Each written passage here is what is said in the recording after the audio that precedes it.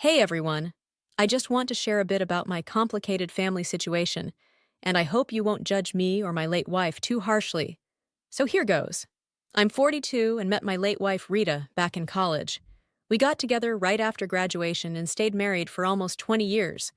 We also have a 15-year-old son. Sadly, we lost Rita to ovarian cancer nearly 3 years ago. Here's where it gets tricky. Around 2 years before she passed, Rita was diagnosed with cancer. But before that, we were seriously considering divorce.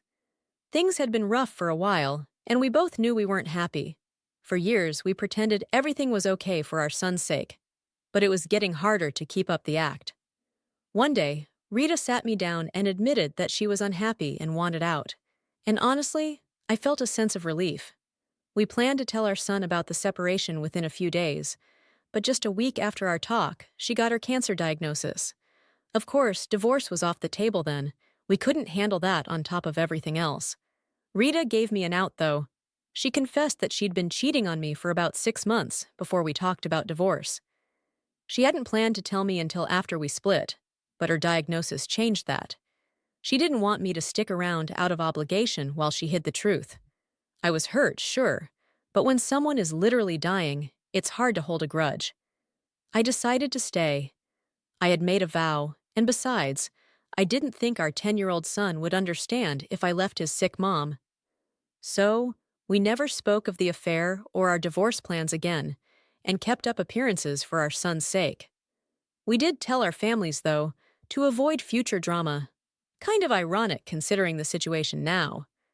After Rita's passing, my parents were supportive, but her family was a bit unsure about everything. Still, Rita had been clear about what she wanted, and I have no regrets being there for her until the end. She ended her affair soon after her diagnosis and never talked to the guy again.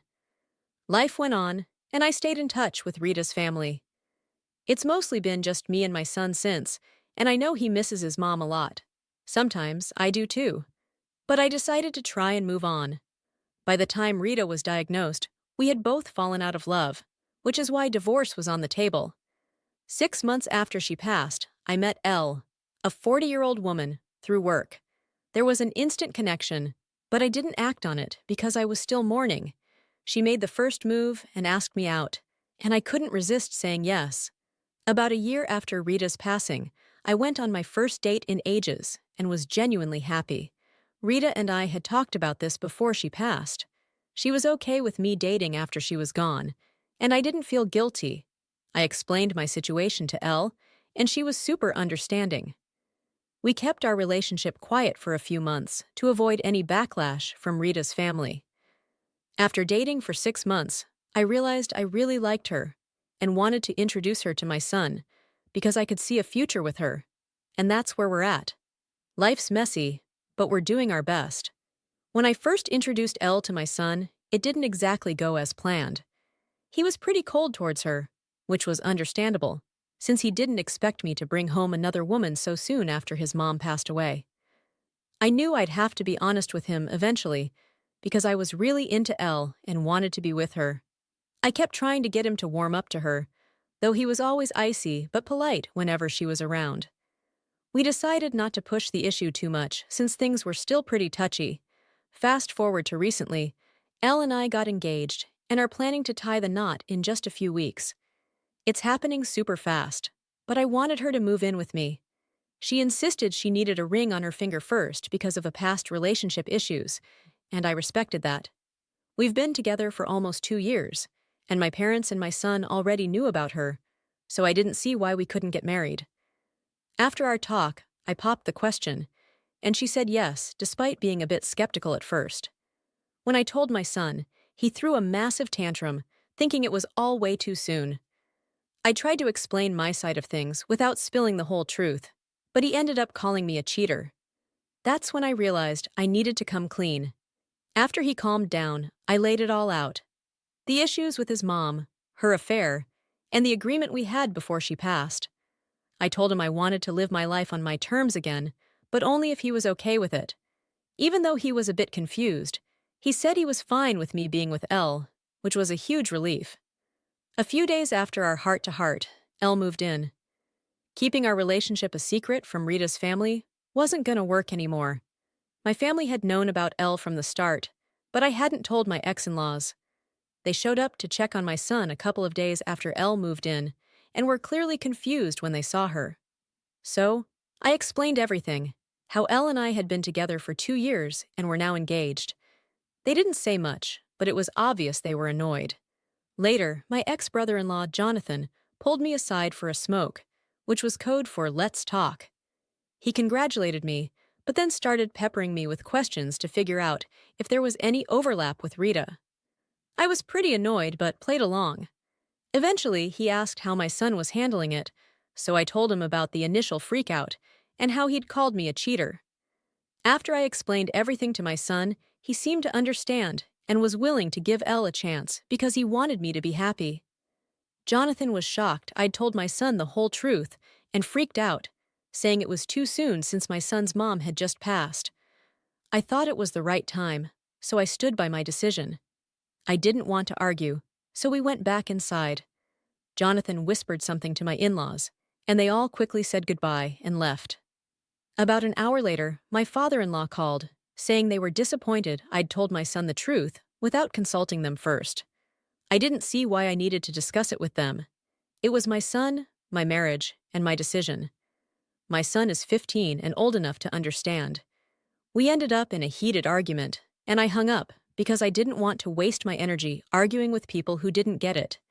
They kept insisting I was ruining my son's perception of his mother and needed to do some damage control.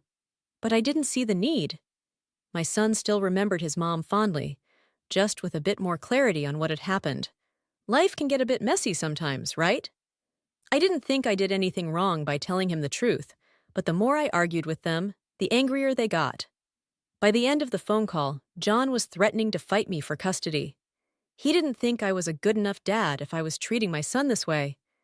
He believed I was messing with my son's emotions, telling him things based on what suited me rather than considering his emotions and maturity. John accused me of only coming clean because I wanted to live with Elle and couldn't handle my son rejecting my girlfriend. He said I threw Rita under the bus without thinking about how it'd affect my son. John made me sound like the most selfish person ever, and since then, I've been second-guessing myself, wondering if I did the right thing or not. So here's the deal. I told my son that his mom, who passed away 3 years ago, had an affair while we were married. Edit. You guys wanted more about Elle and our relationship, so here it is. I mentioned earlier that she wanted a ring before moving in with me. It's not because she's a gold digger or anything like that. She had a really bad experience in her last relationship. The guy she dated for almost 4 years led her on, only for her to find out he had a whole other family and a wife in another state. He kept promising to marry her, but it never happened, and their breakup was really tough on her. She didn't date anyone for 4 years until she met me. Given what she went through, it's understandable she wants some sign of commitment from me. She didn't want to get led on again, and I totally get that. She's accepted all my baggage and issues without question. So, of course, I'll do the same for her. A lot of people thought my son came to terms with what his mom did really quickly. Just to clarify, I told him about my decision to have Lana move in with us in the morning, and by almost midnight, he agreed. I explained everything about the situation with his mom that morning after his outburst, and he had the whole day to think about it. I didn't bother him at all and let him sit in his room to process it. He must have done some serious thinking, because by the end of the day, he was okay with me moving on with my life. I didn't pressure him one bit. I even told him I'd put all my plans with Elle on hold if he needed more time. Trust me, I'd never do anything to mess up my relationship with my son. He's a pretty mature kid for his age, so maybe that's why he could come around so quickly. Plus, I think he really wants me to be happy, which is why he's willing to give Elle and our relationship a chance. Update 1. Hey, it's been 5 days since my original post, and after blocking my in-laws, they haven't tried contacting me. They're probably scheming behind my back, but honestly, I don't care. I'm just focused on how my son feels right now. After everything John and my in-laws accused me of, I was feeling pretty weird about it all. Even some folks in this sub left nasty comments, though there were lots of supportive ones too. I couldn't shake the feeling that maybe I was being selfish. I talked to Lena about it, and she assured me I wasn't being selfish at all. She said I deserved to be truly happy, and if that meant being with her, I shouldn't let it go. That made me feel a bit better, but she told me I needed to talk to my son to really get a clear answer about how he felt. A couple of days ago, I finally sat him down to talk. After I told him about the situation with his mom, we both tried to brush it under the rug, acting like it never happened because it was so awkward and heartbreaking. Since Rita's gone, neither of us wanted to ruin our memories of her and wanted to remember our time with her fondly. But the truth is, it was a huge deal, and that's why we were so nervous to talk about it. At first, we kept it superficial, convincing each other we were fine. But eventually, he broke down. He told me that after the big reveal, he started seeing things differently and mostly felt bad that we both sacrificed so much happiness just to make sure he didn't feel bad. He felt responsible for everything. I'm really glad I talked to him because otherwise, I wouldn't have known he felt this way. I comforted him as best as I could, telling him that the one thing that made his mom and me extremely happy was him, nothing else. He's always been the glue holding our family together, and I couldn't be more thankful for that. I tried to explain that even though we're grown-ups, we make mistakes too, and we're not perfect. So we're really trying to make things work. But it's tricky and tough. He seemed to get it though. He told me that, for what it's worth, we've always made him feel safe and happy, and he was glad to be our son. We promised each other that we wouldn't keep any more secrets because it just made everything more complicated. And now that he's old enough and mature enough to handle stuff, there's no reason to hide things from him. But even then, we knew we needed to work on our relationship. I mean, he's just a young boy, and he's already been through a lot. I don't want all this to weigh on him. So we decided it'd be best to go to therapy, both individually and together, to fix our relationship for the future. I really think it'll help both of us. When I talked to Lena about the therapy idea, she was on board too. After our chat, we had a family meeting, and I told him about how his grandparents, his mom's parents, reacted when I told them he knew everything. I wanted to keep things open and honest with my son. When I told him about it, he thought his grandparents and uncle were being ridiculous, and that I hadn't done anything wrong. He said that while he might not be an adult, he's old enough to know this stuff and understand his family. He was totally cool with it. Sure, what I said affected how he saw his mom, but not in the way they feared. He told me that if his grandparents came back and tried to turn him against me, he wouldn't stand for it. That was such a relief to hear because it means, despite everything, he still loves and trusts me the most. I'm determined to live up to that. Now that everything's out in the open, I'm ready to face my in-laws and Jonathan. Last time, I let them get away with talking down to me and threatening me because I wasn't confident.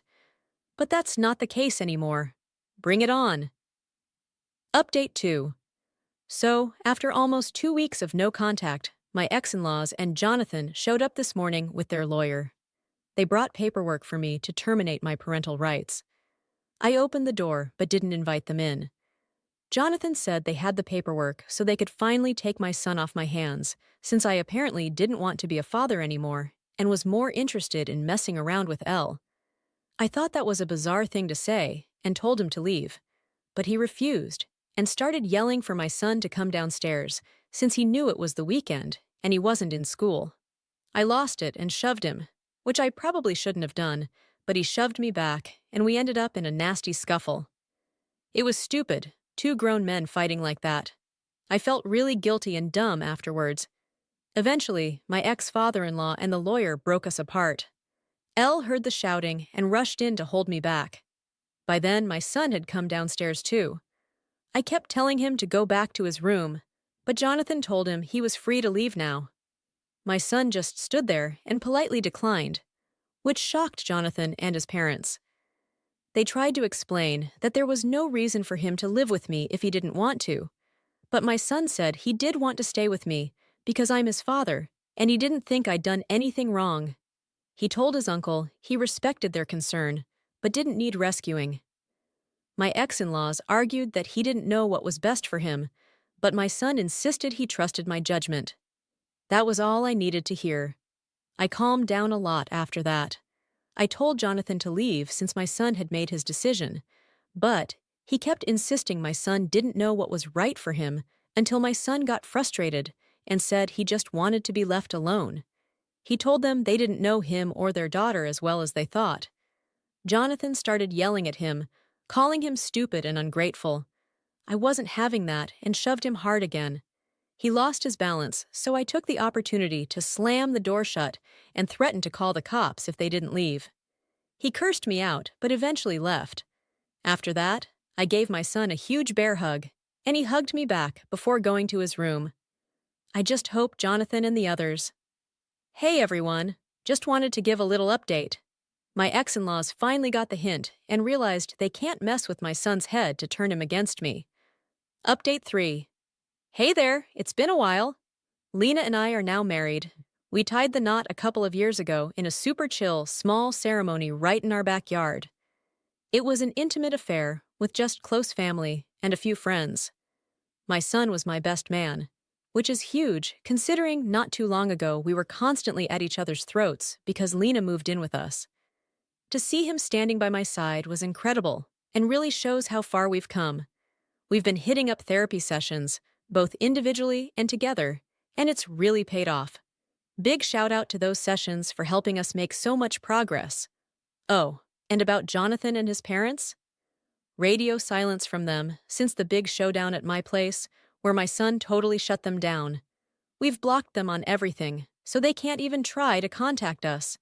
And honestly, if they do, I'm ready to file a restraining order because we've made it pretty clear we don't want them around. Maybe if they apologize and genuinely try to make amends, I'll think about it, but for now, that's a hard no. Anyway, the most important thing is that my family's happy, and I couldn't ask for more. Cheers!